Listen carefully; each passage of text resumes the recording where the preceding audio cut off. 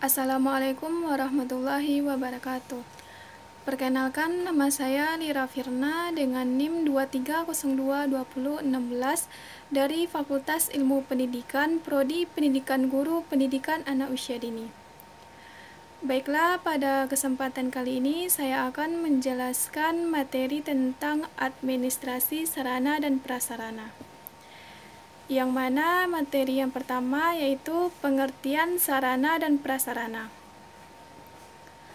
Sarana dan prasarana merupakan dua elemen fundamental dalam dunia pendidikan yang saling melengkapi.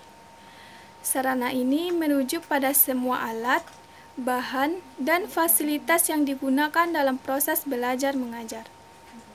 Nah, contohnya termasuk buku teks, alat peraga, komputer, proyektor, dan alat tulis.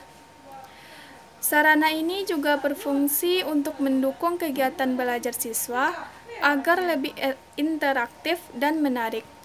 Nah, di sisi lain, prasarana ini mencakup infrastruktur yang mendukung sarana, seperti gedung sekolah, ruang kelas, laboratorium, perpustakaan, dan lapangan olahraga.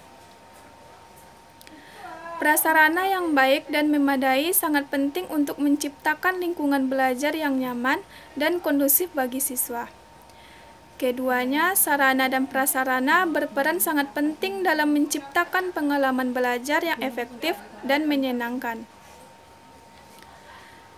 Materi selanjutnya yaitu tentang proses administrasi sarana dan prasarana. Proses administrasi sarana dan prasarana melibatkan beberapa tahap yang sistematis dan terencana. Yang pertama yaitu perencanaan. Tahap ini adalah langkah awal yang krusial dalam perencanaan.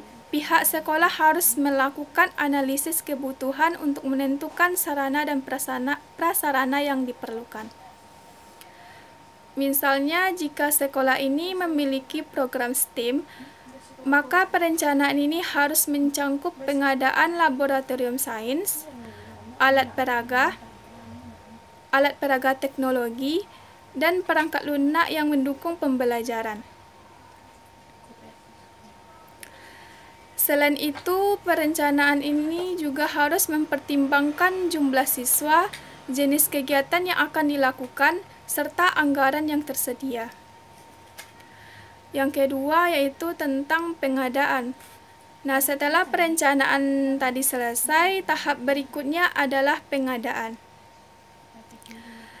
Pada tahap tersebut, sekolah melakukan pembelian atau mendapatkan sarana dan prasarana yang telah direncanakan.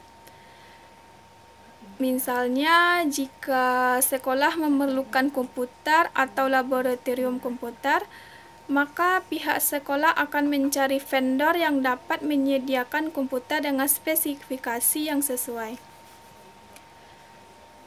Pengadaan ini juga dapat dilakukan melalui anggaran sekolah, sumbangan dari orang tua, atau kerjasama dengan pihak ketiga, seperti sebuah perusahaan atau lembaga pendidikan lainnya.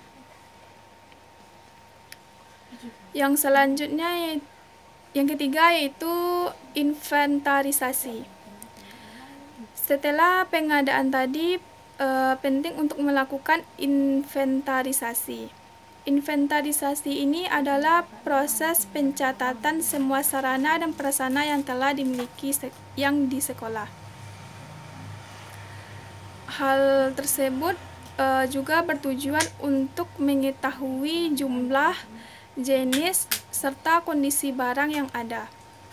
Nah, misalnya sekolah dapat membuat daftar inventaris yang mencakup semua buku, alat peraga, dan fasilitas yang tersedia, serta juga mencatat kondisi masing-masing barang. Dengan inventarisasi yang sangat baik, sekolah dapat mengelola asetnya dengan lebih efektif. Yang keempat yaitu penyaluran.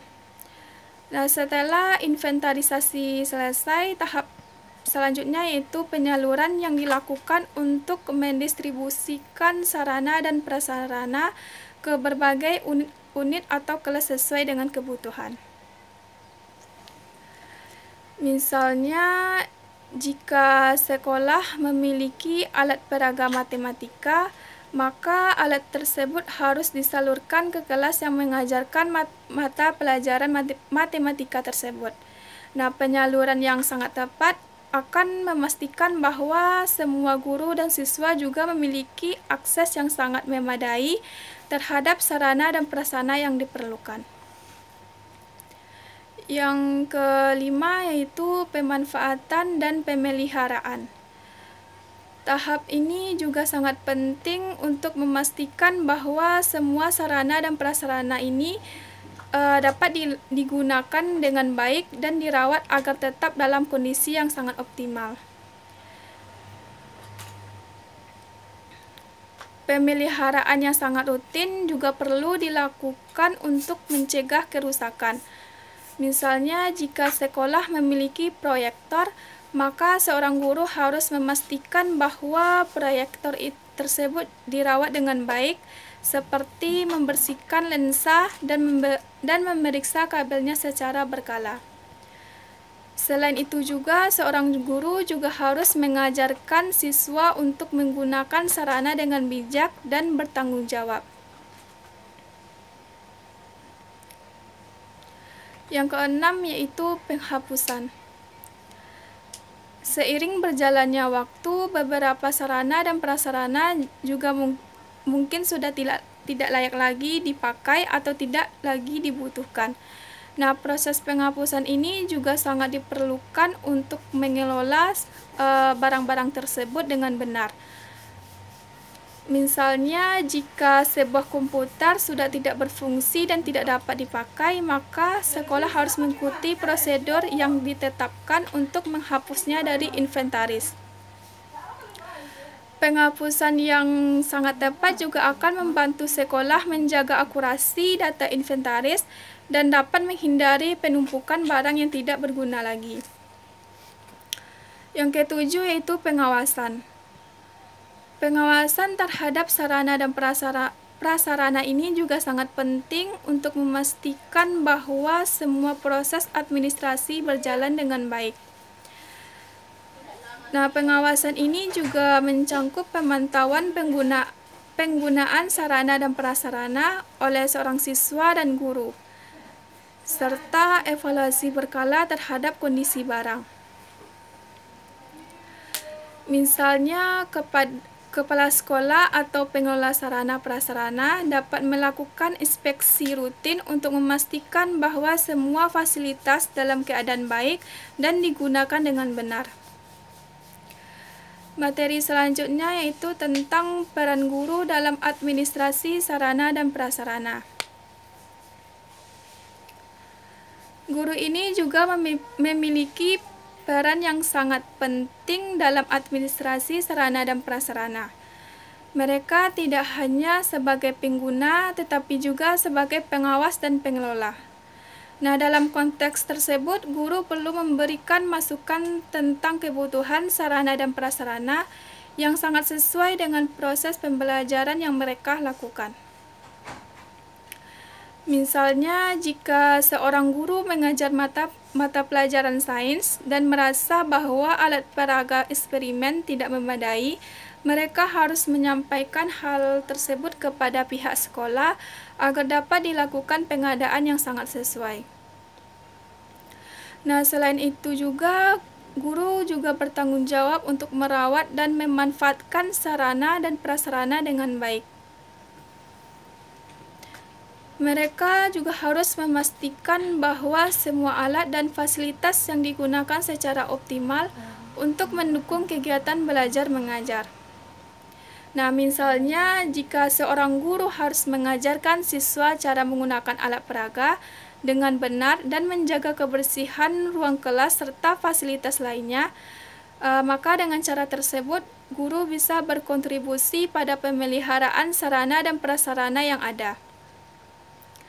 Nah, guru ini juga sangat berperan dalam mengawasi penggunaan sarana dan prasarana oleh seorang siswa. Mereka juga harus memastikan bahwa semua siswa menggunakan alat dan fasilitas dengan bijak dan sesuai dengan tujuan pendidikan.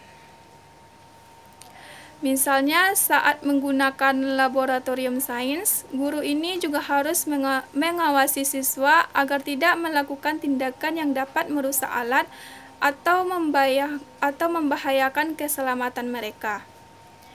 Nah, dengan demikian, peran aktif guru dalam administrasi sarana dan prasarana juga sangat penting untuk menciptakan lingkungan belajar yang efektif, efisien, dan aman bagi semua siswa. Selain guru tersebut, juga terdapat beberapa pihak lain yang memiliki peran penting dalam pengelolaan sarana dan prasarana. Yang pertama yaitu kepala sekolah. Kepala sekolah ini bertanggung jawab atas keseluruhan pengelolaan sekolah, termasuk sarana dan prasarana. Yang kedua yaitu komite sekolah. Juga akan membantu sekolah dalam pengadaan dan pemeliharaan sarana dan prasarana. Yang ketiga yaitu tata usaha. Mengurus administrasi terkait pengadaan, inventarisasi, dan pemeliharaan sarana dan prasarana. Yang keempat yaitu siswa. Sebagai penggunaan sarana dan prasarana, siswa ini juga memiliki tanggung jawab untuk merawat dan menjaga kebersihan. Yang terakhir yaitu orang tua, yaitu memberikan dukungan dalam pengadaan sarana dan prasarana yang dibutuhkan di sekolah. Jadi yang dapat saya simpulkan dari materi tersebut yaitu secara keseluruhan administrasi sarana dan prasarana ini sangat baik, akan mendukung proses pembelajaran yang berkualitas.